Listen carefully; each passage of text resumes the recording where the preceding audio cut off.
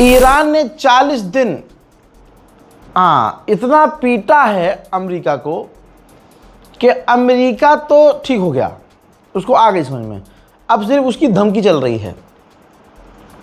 ये बात आपको और हमको पता चल चुकी है, वो धमकी खेल रहा है सिर्फ, चाहे फौज भेज रहा हो, कुछ भी कर रहा हो, लेकिन फिलहाल तो वो धमकी दे रहा है और कुछ नहीं कर रहा है। अब बड़ा अपडेट ये आया है कि अमेरिका ही इजराइल से कह रहा है और इजराइल पर प्रेशर डाल रहा है कि ईरान पर हमला मत करना, ईरान से अपनी लड़ाई ख़त्म कर लो। ये बात अलग है कि इजराइल नहीं मानेगा, लेकिन आप देखिएगा कि प्रेशर तो पूरा लेगा, क्योंकि इजराइल उसको पता है कि अब अमेरिका इस जंग में नहीं कूदेगा, क्योंकि एक्सपर्ट कह रहे हैं कि जितनी मुश्किल से ये जंग से निकला है ट्रंप, तो अब नहीं लगता कि ये दोबारा जंग में कूदेगा। लेकिन ये अमेरिका है, किसी का सगा नहीं है, कुछ भी कर सकता है, और ईरान रेड अलर्ट पर है। मेरे दोस्तों, इसके अलावा अमेरिका में लेबनान और इजराइल के बीच बात हुई थी, आपको मैंने बताया और दिखाया भी था। लेकिन इजराइल ने बात कर ली, इसका मतलब सीज फायर थोड़ी कर लेगा वो, उसका तो खून ही गंदा है। एक तरफ बात हो गई है, लेबनान ने कहा हाँ बात बहुत बढ़िया हुई है, इसके बावजूद एक तरफ वो बात कर रहा था और एक तरफ लेबनान पर वो बमबारी कर रहा था, लेबनान पर हमले इजराइल के। या अल्लाह, فان مستهدفين فان।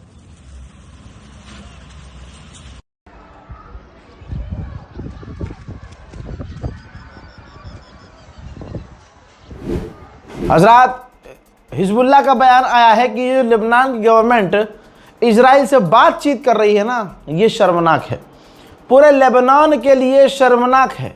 जाहिर सी बात है, एक तो वो अपनी शर्तों पे बात कर रहा है कि हम बात करते रहेंगे और तुम मारते रहेंगे, आगे से कह रहा है कि हम ज़मीन पर रहेंगे तुम्हारी, आगे से कह रहा है तुम्हारे मकानों को तोड़ेंगे, आगे से कह रहा है कि हम जहाँ जहाँ घुसे हुए हैं वहाँ से पीछे नहीं हटेंगे। तो भाई बताओ कौन सही है कौन गलत है? ऐसे देश से बात करनी चाहिए थी। दोस्तों, उधर लेबनान ने एक काम ठीक किया है, हालांकि होगा इससे कुछ नहीं, लेकिन यूएन के अंदर लेबनान में इजराइल के खिलाफ कंप्लेंट दाखिल कर दी है कि 10 मिनट के अंदर इजराइल ने बमबारी इतनी की लेबनान में कि 300 लोग मारे गए। पूरी दुनिया का हैवान तरीन इंसान भी इजराइल के इस काम को सपोर्ट नहीं कर रहा है। फिर से कह रहा हूं, पूरी दुनिया का हैवान और राक्षस भी कोई इंसान है, वो इजराइल के इस लेबनान में किए गए नरसंहार को सपोर्ट नहीं कर रहा है। पूरी दुनिया में वाहिद एक इंसान है जो इसको सपोर्ट कर रहा है, क्योंकि उसके धर्म के लोग उसके खिलाफ बोल नहीं रहे हैं। मेजर गौरव आर्या, इसने नेशनल मीडिया पर, गोदी मीडिया पर खड़े होकर साफ साफ कहा है, बहुत साफ साफ, कि वो आपने सुना होगा, ये भी वीडियो है, कि वे हम इजराइल के सगे भाई हैं, इजराइल हमारा सगा भाई है, और मैं तो कहता हूं लेबनान पर 100 बम और मारे और गाजा पर 50 बम और। इसी को लेकर ये देखिए, ईरान की जो काउंसलेट है हैदराबाद में, उसने नाराज़गी जताई है और अच्छा खासा बयान दे दिया है, और मेजर गौरव आर्या को मेंशन करके बयान दिया है। लेकिन मोदी सरकार इतनी बेशरम और बेहया है कि इस सेल्फ मेड मेजर को रोकेगी नहीं।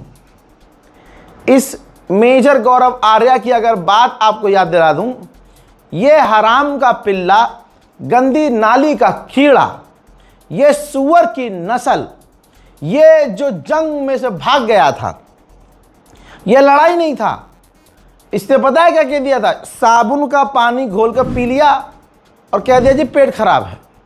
ऐसी बातें घूम रही हैं इसके बारे में। कितनी कौन सी जंग लड़ी इसने भाई? जंग वंग कुछ नहीं, जंग का मौका आया तो भाग लिया वहां से और आकर टीवी पे बैठ गया कि मैं मेजर हूं। आप समझ रहे हो, असलियत ये है भाई। एक वक्त ये था, अभी 1 साल पहले का वीडियो है ये, इसमें इसने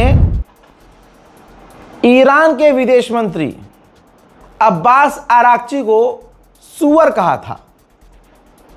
सोचिए, आप लोग भूल गए हैं ना, मैं याद दिला रहा हूं कि ये सूअर कैसा है, ये किस नस्ल से है, और इजराइल से भी खतरनाक है ये, और पूरी दुनिया के लिए खतरनाक है। इसकी सोच देखिए, जिस देश से हमारा रिश्ता बेहतरीन है उस देश के विदेश मंत्री को ये क्या कह रहा है, सुनो। ये पिछले साल का वीडियो है इसका। इस सुअर की औलाद को, एक मिनट, इस पिग को भारत तब आना था जब पहलगाम हुआ। हजरात, ईरान ने पहलगाम में हुए हमले की निंदा की थी, पाकिस्तान का साथ कभी नहीं दिया, लेकिन जो पड़ोसियों की मेहनत से और चुपके चुपके कार्यक्रम करके जो पैदा हुआ गंदी नस्ल का कीड़ा है, मोदी सरकार इसको फ्रंट पर ले जाकर ईरान को गालियां बकवा रही है। मोदी जी इसको फॉलो करते हैं, यानी ये मोदी जी से बातचीत भी करता होगा। हमें तो मोदी पे भरोसा नहीं है, और इसकी लैंग्वेज से तो मोदी पर बिल्कुल भरोसा नहीं है, क्योंकि मोदी इसे फॉलो करते हैं। और ये जाहिर सी बात है, मोदी ही गाली बकवा रहे होंगे। अगर मोदी देख रहे हैं कि भाई ये हमारे रिश्ते किसी देश के साथ खराब कर रहा है, और सामने से मोदी जी कुछ नहीं कह रहे हैं, तो इसका मतलब मोदी जी का ही है, मतलब चुप रहकर साथ दे रहे हैं मोदी जी। तो ये है मेजर गौरव आर्या। लेकिन मैं तमाम शिया समुदाय से अपील करता हूं, क्योंकि भाई हम अहले सुन्नत में कोई ऐसा नहीं है जो खड़ा होकर एफआईआर कर दे।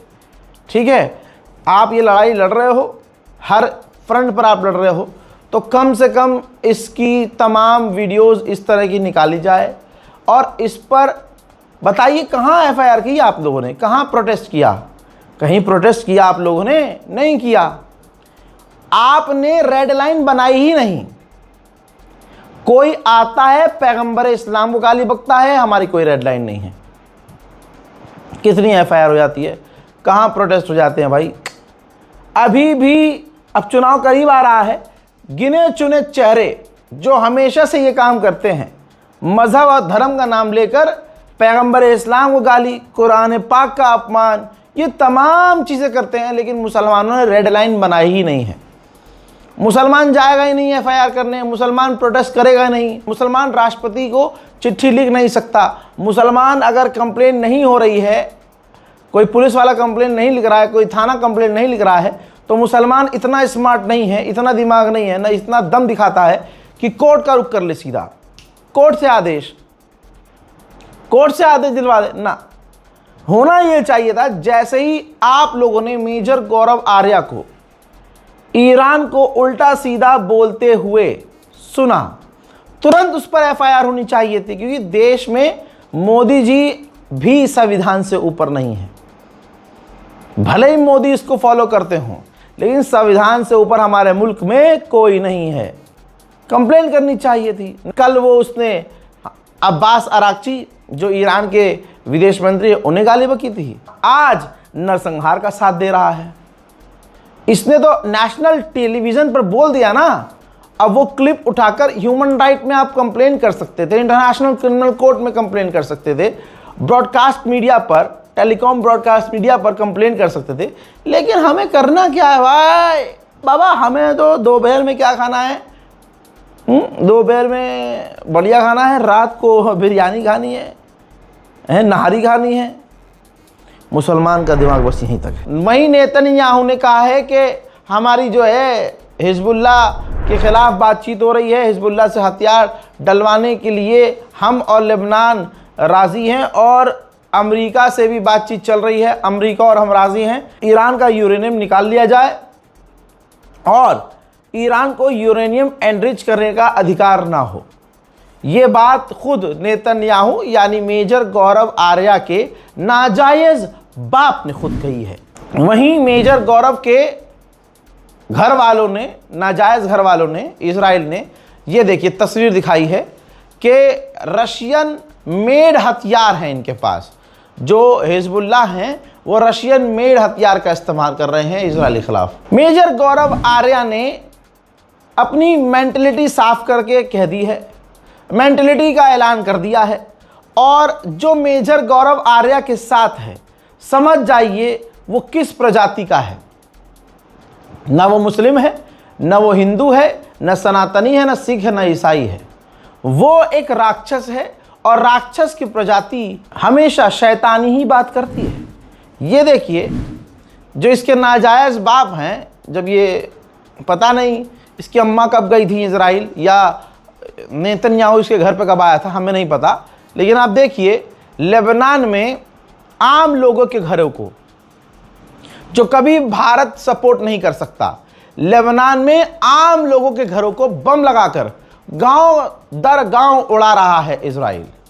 मेजर गौरव आर्या को यह अच्छा लग रहा है, बच्चों का नरसंहार अच्छा लग रहा है। इसीलिए मेजर गौरव आर्या ने कहा था कि 100 बम मैं चाहता हूं और लेबनान पर गिराए जाएं।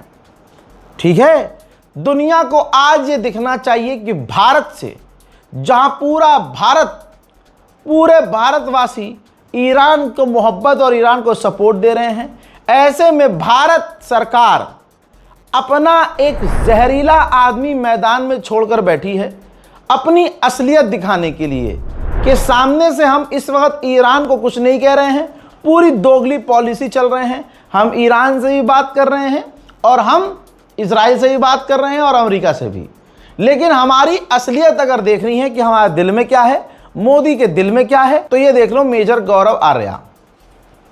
क्योंकि मेजर गौरव आर्या ने ट्वीट पर लिखा है कि मुझे गर्व है कि भैया मुझे मोदी जी फॉलो करते हैं। और जब मेजर गौरव आर्या को पता है कि मोदी मुझे फॉलो करते हैं, तो उसे यह भी पता है कि जो मैं बोलता हूं वो दिखाई देता है, वो समझ में आता है मोदी को। और अगर मोदी जी कुछ नहीं कह रहे हैं मुझे, तो मैं बिल्कुल सही रास्ते पे हूं। तो वो हर साल एक कदम आगे बढ़कर नेतन्याहू जैसे बयान देता है।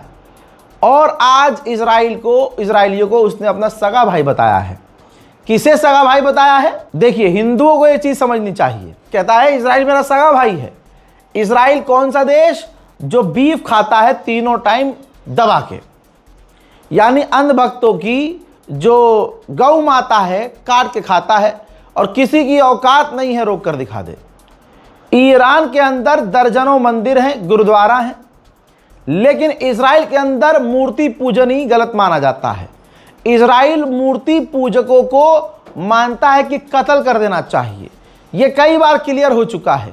लेकिन मुसलमानों से गौरव आर्या को इतनी नफरत है कि वो चाहता है कि सबके सर कलम कर दिए जाएं। फिलिस्तीन गाजा में जो इजराइल ने किया है, जो इजराइल की विपक्ष की पार्टी, इजराइल के जो और आम लोग हैं, वो खुद कह रहे हैं कि गलत किया है नेतन्याहू की सरकार ने।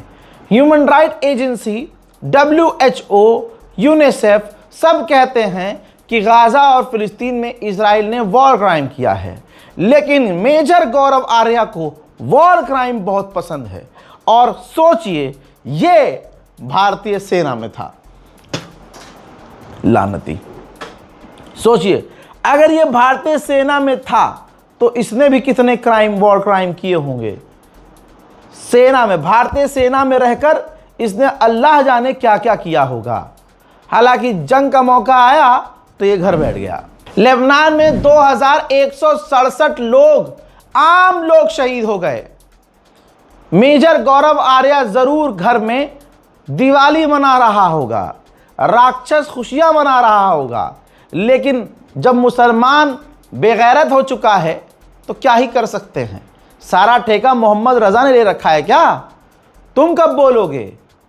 बहरहाल आगे बढ़ते हैं। इजराइल ने जो लेबनान में हमले किए, 2 पैरामेडिक्स भी शहीद हो गए लेबनान में। सोचिए, पूरा परिवार, 2 बच्चे, माँ, बाप, पूरा घर इजराइल के हमले में लेबनान में मारा गया। मेजर गौरव आर्या को यही तो पसंद है, आम लोग, मुसलमान लोग हों और उनको कत्ल किए जाओ, उसे अच्छा लगता है। यह है मेजर गौरव आर्या को सपोर्ट करने वाले लोगों की असलियत। और खुद मेजर गौरव आर्या को आप कमेंट सेक्शन में खुद पढ़ लीजिए, जहां मेजर गौरव आर्या ये कह रहा है कि लेबनान पर बम गिराओ, इजराइल पर बम गिराओ, इजराइल हमारा सगा भाई, मेरा सगा भाई है। उसी वीडियो के नीचे आप देखिए, एक समाज है, पूरा समाज तैयार है कि नहीं बिल्कुल सही कह रहा हो जी, बम गिरा दो, इन्हें मिटा दो, मुल्लों को मार दो, ये कर दो और वो कर दो। ये आज ये लिख रहे हैं, और जो कल तक इन्हीं की लाइन में, इन्हीं के झुंड में जो कल तक ऐसी बातें लिखा करते थे ना, मोदी सरकार ने इनके मकानों पर बिल्डोजर चलाया है। पता है ना, जयपुर से लेकर ये मार्केट ले, वो मार्केट ले। और भाई क्यों चलाया है? क्योंकि गैर कानूनी तरीके से इन्होंने कब्जा किया हुआ था और कोर्ट के आदेश से गिराया है। अब ये सड़क पे बैठे हुए हैं, हम कहाँ जाएंगे, ये मजाक उड़ा रहे थे खामनाई की शहादत का। आज खुदा, जब आपने नफरत का बीज बोया है मुन्ना, तो रहम तो उगेगा नहीं, प्यार तो उस पेड़ में उगेगा नहीं। अब इजराइल की असलियत यह है कि लेबनान से बात चल रही है, अच्छी चल रही है, खुद ऐलान कर रहा है। लेकिन ये देखिए, लेबनान के दूसरे इलाके को भी खाली करने का आदेश इजराइल दे रहा है, यहां भी वो हमला करेगा। इजराइल की आदत है, फितरत है कि वो हमेशा से जंग लड़ता रहेगा, जंग करता रहेगा, और जंग क्या कहूं, वो नरसंहार करेगा। क्योंकि सामने से हमला नहीं होता, ये करता रहता है। सामने से जो होता है तो फट के चार हो जाती है। ईरान से तो फट गई, इसकी हवा निकल गई, चड्डी निकल गई, इसकी चड्डी फट के चार हो गई। अब देखिए, लेबनान पे वो हमला कर रहा है, फिलिस्तीन पर उसने हमले शुरू किए हैं, गाजा के ऊपर उसने हमले किए, जिसमें 4 लोगों की शहादत हो गई और 10 लोग घायल हो गए। उधर जो अपडेट मैंने आपको दिया था, देख लीजिए। ईरान पहुंचे हैं पाकिस्तान के आसिम मुनीर आर्मी चीफ और अब्बास अराक्ची, यानी ईरान के विदेश मंत्री समेत टॉप लीडरों से बात हो गई है, बात चल चुकी है, हो गई है बात। जब तक आप ये रिपोर्ट देख रहे होंगे, ये बातचीत खत्म हो चुकी होगी और तैयारी की जा रही है कि अमेरिका से अगले चरण की बात की जाए और आमने सामने मुलाकात की जाए। याद रहे, पाकिस्तान के आर्मी चीफ खुद पहुंचे हैं मनाने के लिए ईरान को, क्योंकि ईरान राजी नहीं है बातचीत को।